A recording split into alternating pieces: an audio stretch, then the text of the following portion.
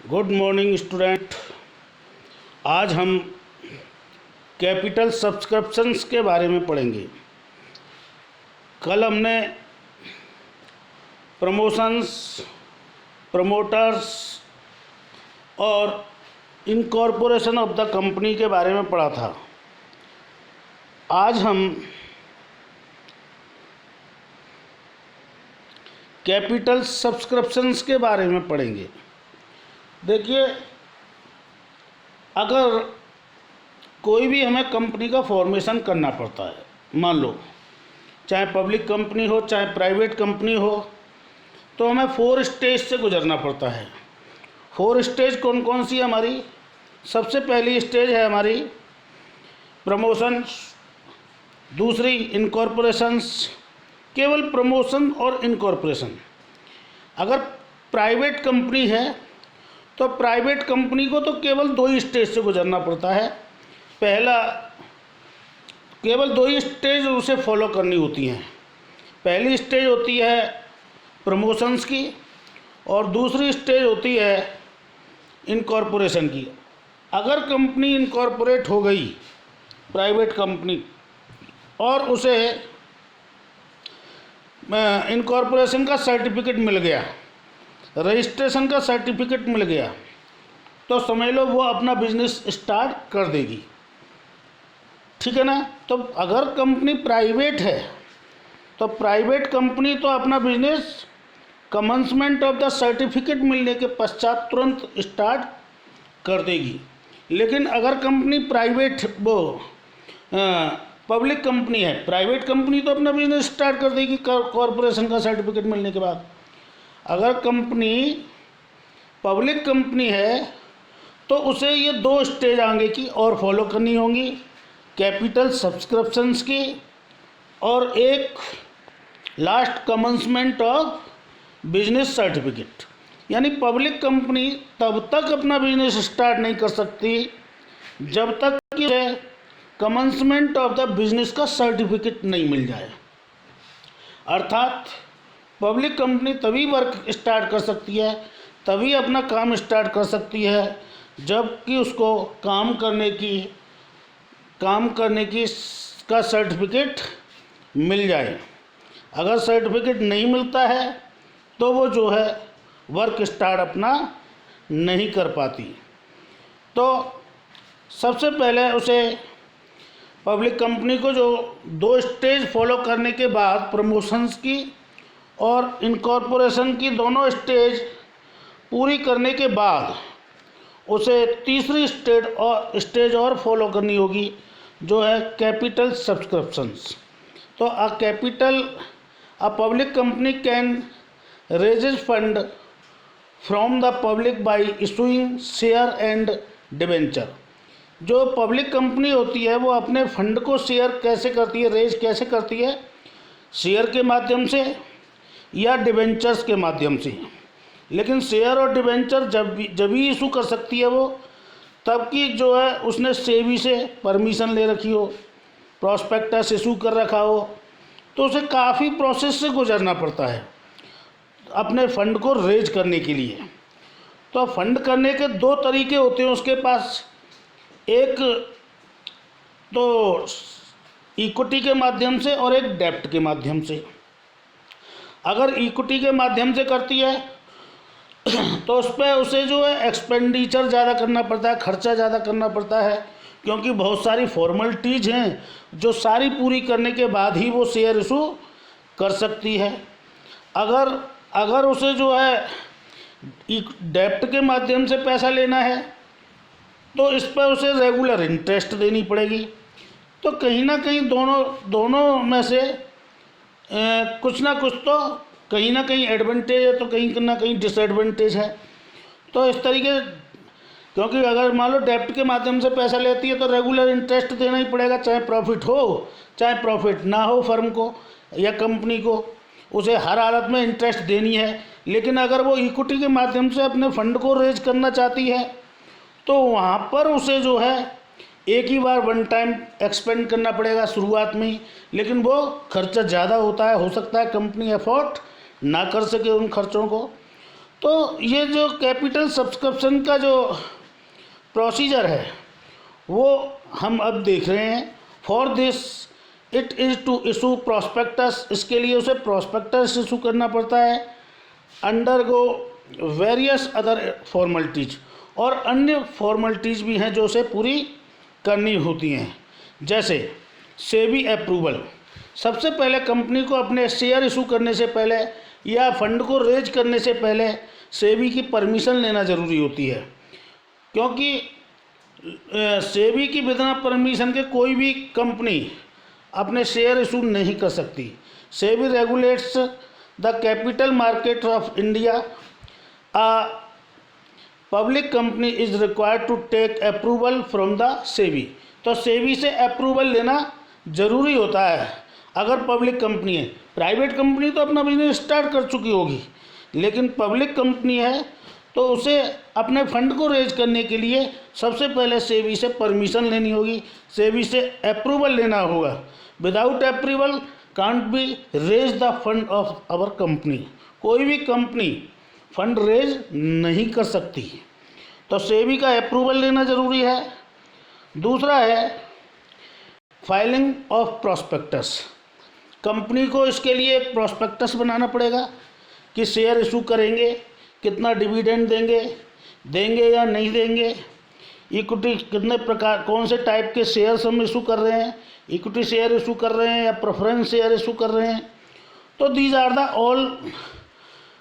All things are available in our prospectus.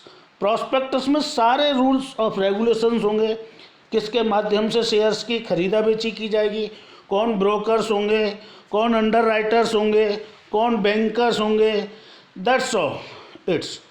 तो prospectus में ये सारी, तो सबसे पहले हमें क्या करना पड़ेगा, इसके लिए प्रॉस्पेक्टस इशू करना पड़ेगा, ठीक है ना। तो prospectus means any documents which invites offer from the public to purchase share and debentures of the company.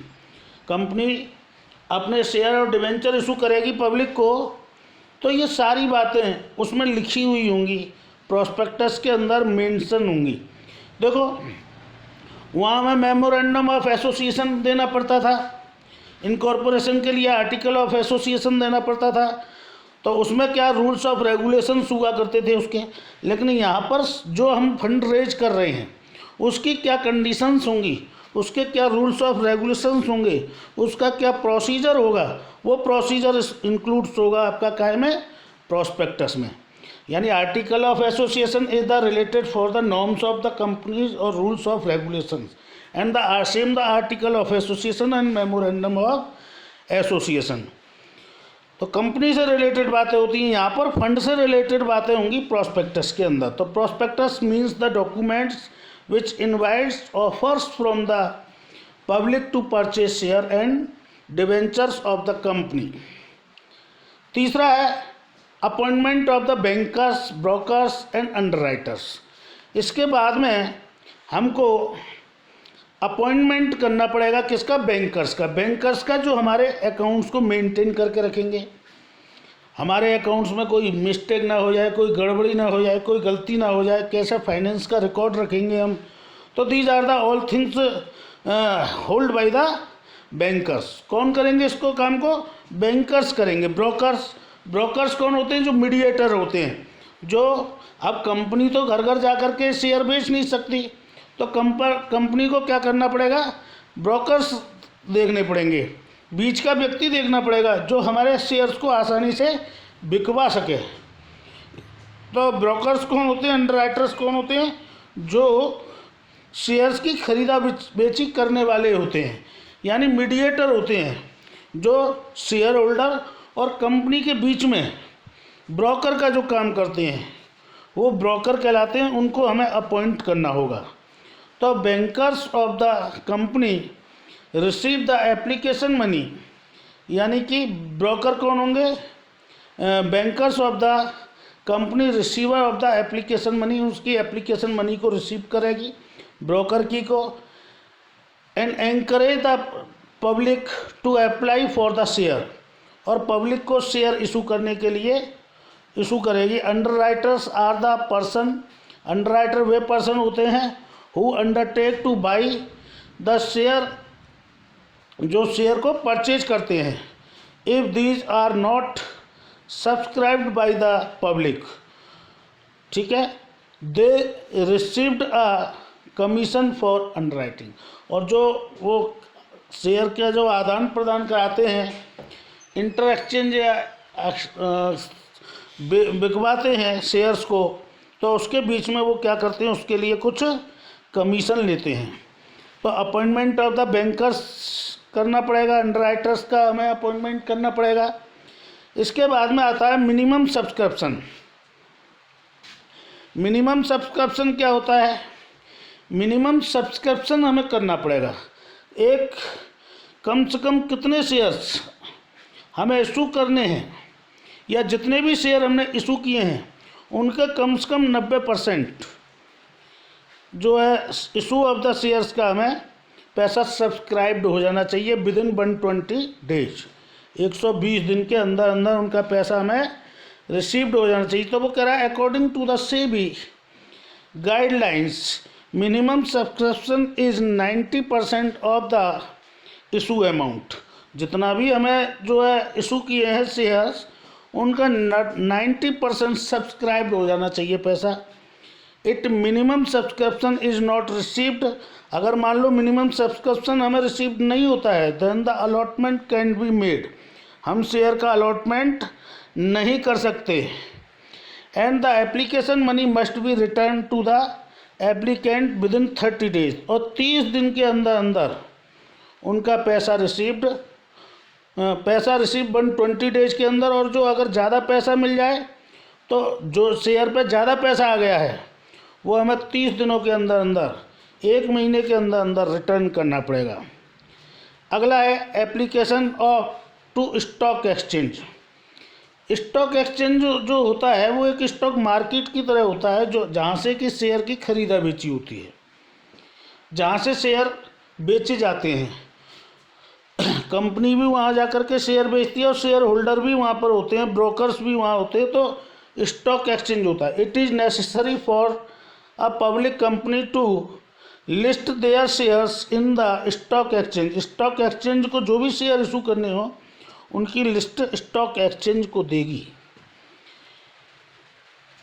There for the promoters apply in a stock, जहाँ पर प्रमोटर्स जो है होंगे वो promoters apply in the stock exchange to list company share, उनको मतलब shares की जो लिस्ट होगी कंपनी के उनको देगी। अगला है अलॉटमेंट ऑफ द शेयर। जब हमारे शेयर बिक जाएंगे, इशू हो जाएंगे, तब फिर हम उनको शेयर क्या करेंगे, अलॉट कर देंगे। तो allotment of the shares means acceptance of the share applied. Allotment letter are issued to the share holder. Share holder को अलॉटमेंट का लेटर इशू कर दिया जाएगा। The name and address of the share holder submitted to the registrar, registrar के पास submit कर दिए जाएंगे। तो these are the procedure of the company subscriptions. तो कंपनी सब्सक्रिप्शंस का जो है ये जो है स्टेज होती है तीसरी। तो तीसरी स्टेज को फॉलो करना बहुत ज़रूरी है पब्लिक कंपनी के लिए। प्राइवेट कंपनी के लिए इसे फॉलो करना ज़रूरी नहीं है। तो कुल मिला के आज हमने देखा कैपिटल सब्सक्रिप्शन क्या होता है। कैपिटल सब्सक्रिप्शन का मतलब जब भी कंपनी अपने फंड को रेज करना चाहती है, तो रेज करने के लिए उसे फंड की आवश्यकता होती है। वो फंड वो कहाँ से रिसीव करेगी, इसके लिए उसके पास 2 साधन होते हैं, एक इक्विटी और दूसरा डेब्ट। इक्विटी के लिए उसे बहुत सारी प्रक्रिया प्रोसेस करनी पड़ती है, फॉर्मेलिटीज़ पूरी करनी पड़ती हैं। डेब्ट के लिए कोई फॉर्मेलिटीज़ पूरी नहीं करनी पड़ती, लेकिन उसे जो है एक निर्धारित दर से रेट से इंटरेस्ट पे करना होता है, चाहे फर्म को प्रॉफिट हुआ हो चाहे फर्म को प्रॉफिट ना हुआ हो। तो कुछ स्टेज हैं उसके लिए। सबसे पहले सेबी का अप्रूवल लेना ज़रूरी है। Without SEBI approval can't B issue the shares and the debentures. Share और डिवेंचर हम जब तक इशू नहीं कर सकते जब तक कि हमें शेयर सेबी से, stock exchange board of India से हमको अप्रूवल नहीं मिल जाता। फाइलिंग द प्रोस्पेक्टस, इसके लिए हमें अपना प्रोस्पेक्टस इशू करना पड़ता है। प्रोस्पेक्टस भी हमें रजिस्ट्रार के पास जमा कराना होता है, जिसमें शेयर्स की खरीदा बेची के सारे टर्म्स एंड कंडीशंस लिखी हुई होती हैं। इसके बाद में अपॉइंटमेंट ऑफ द बैंकर्स करना होता है, ब्रोकर्स करना होता है। बैंकर्स वो होते हैं जो हमारे हिसाब किताब को रखेंगे, ब्रोकर्स वो होते हैं जो हमारे शेयर्स की खरीदा बेची करवाएंगे। मिनिमम सब्सक्रिप्शन जरूरी है, क्योंकि without minimum subscription can't be possible to the issue of the share. इसके बाद में एप्लीकेशन टू स्टॉक एक्सचेंज, एक लिस्ट बना करके इस कंपनी को स्टॉक एक्सचेंज बोर्ड को देनी होती है, जो शेयर्स का खरीदा बेची करवाता है। इसके बाद में जब शेयर हमारे इशू हो जाते हैं, उसके बाद में हम शेयर होल्डर को अलॉटमेंट का, शेयर अलॉटमेंट का लेटर इशू कर देते हैं। और ये सारी प्रोसेस हमें कैपिटल सब्सक्रिप्शन के लिए करनी होती है। इसके बाद में आता है कमेंसमेंट ऑफ द बिजनेस। अब अगर ये तीसरी स्टेज फॉलो हो जाती है और रजिस्ट्रार अगर संतुष्ट हो जाता है किससे, उसके सारे प्रपत्रों से, तीनों स्टेजों की सारी फॉर्मेलिटीज से को वेरीफाई कर लेता है अगर रजिस्ट्रार, उसके बाद में उसका जो है कमेंसमेंट का सर्टिफिकेट इशू कर देता है। और जिस दिन कमेंसमेंट का सर्टिफिकेट पब्लिक कंपनी को मिल जाता है, उस दिन वो अपना वर्क स्टार्ट कर देती है। तो to commence business a public company has to obtain a certificate of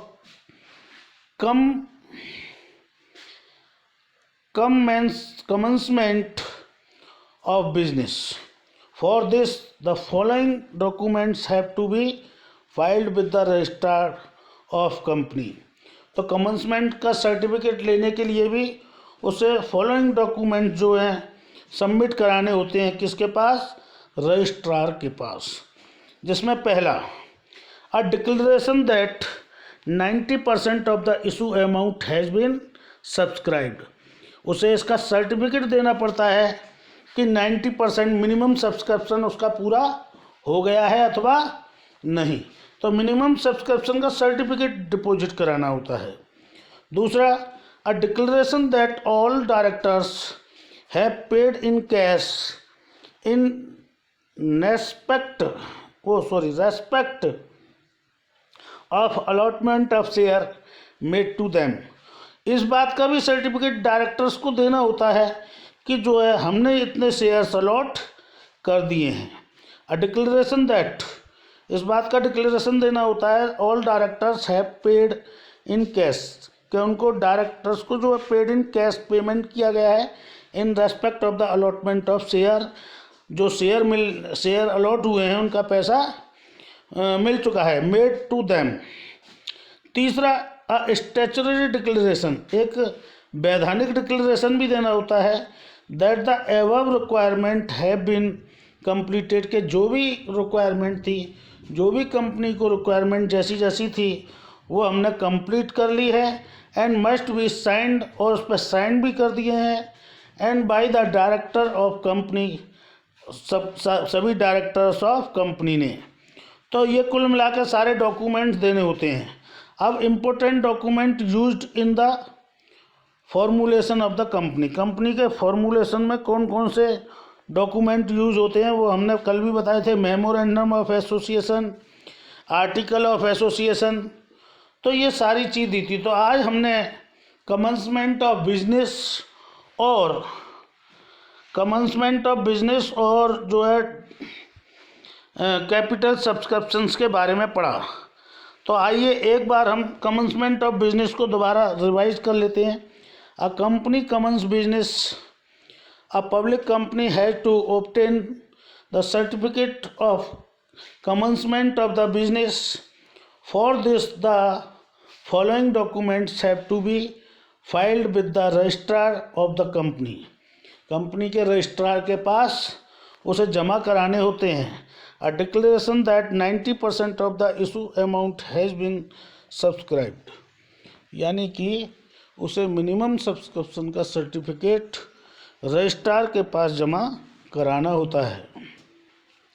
अगला है a declaration that all directors have paid in cash in respect of the allotment of share made to them. 90% राशि जो share allot किए हैं directors को paid कर दी गई है, इस बात का भी सर्टिफिकेट चाहिए। तीसरा सर्टिफिकेट है a statutory declaration that the above requirement have been completed and must be signed by the directors of the company, यानी जितने भी रिक्वायरमेंट जो है कंपनी को चाहिए थी, रजिस्ट्रार को चाहिए थी, वो सारे रिक्वायरमेंट फुलफ़िल करके और उनके सारे जो भी डॉक्यूमेंट्स हैं वो हमने फाइल करके जिन पर कि कंपनी के बोर्ड ऑफ डायरेक्टर्स के साइन भी हैं, पूरे कर दिए गए हैं। जब ये सारी चीज़ें रजिस्ट्रार को मिल जाएंगी तो रजिस्ट्रार और उनसे रजिस्ट्रार संतुष्ट हो जाएगा, सेटिस्फाइड हो जाएगा, तो फिर वो कंपनी के नाम कमेंसमेंट ऑफ बिजनेस का सर्टिफिकेट इशू करेगा। और जिस दिन कंपनी का इस कमेंसमेंट ऑफ बिजनेस का सर्टिफिकेट प्राप्त हो जाएगा, उस डेट से वो अपने बिजनेस को स्टार्ट कर सकते हैं इजीली। इसको स्टार्ट करने में अब पब्लिक कंपनी को किसी भी प्रकार की कोई प्रॉब्लम नहीं होगी। तो इस तरह हमने देखा प्राइवेट कंपनी के लिए तो केवल 2 ही स्टेज फॉलो करनी होती हैं और जैसे ही प्राइवेट कंपनी का रजिस्ट्रेशन हो जाता है वैसे ही प्राइवेट कंपनी अपना बिजनेस स्टार्ट कर देगी। और अगर पब्लिक कंपनी है तो पब्लिक कंपनी अपना बिजनेस तभी स्टार्ट कर सकती है जबकि उसने कमेंसमेंट ऑफ बिजनेस का सर्टिफिकेट प्राप्त कर लिया हो, अदरवाइज वो अपना बिजनेस स्टार्ट नहीं कर सकती। Thank you very much.